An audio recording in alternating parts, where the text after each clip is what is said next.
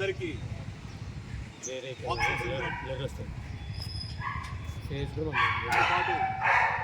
జీవన హక్కు స్వాతంత్రం కల్పించిన మా భారత రాజ్యాంగం ప్రపంచంలోనే అతిపెద్ద రాజ్యాంగం.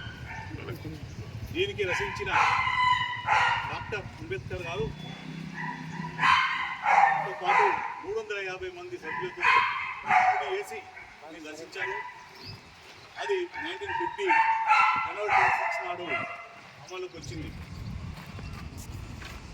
ఈ సందర్భంగా ఆ రోజు నుంచి అమలైన రాజ్యాంగాన్ని మనము జనవరి 26 ప్రతి సంవత్సరం జరుపుకుంటాం. గాంధీజీ, సుభాష్ చంద్రబోస్ మరియు అనేక మంది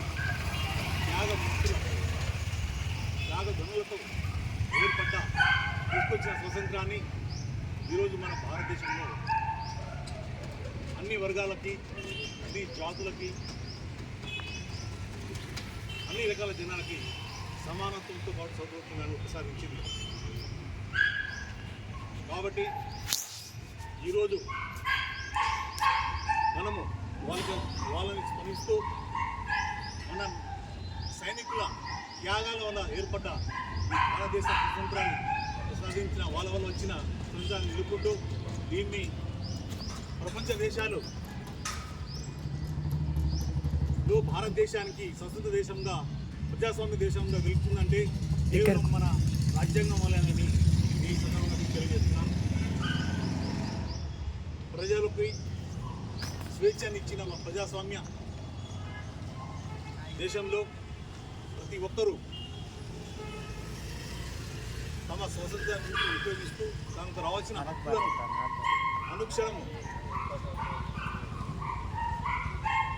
వాటి కొరకు పోరాటం చేస్తూ తమ హక్కులను సాధించుకోవాలని ఈ సందర్భంగా తెలియజేస్తూ స్వాతంత్ర దినోత్సవాన్ని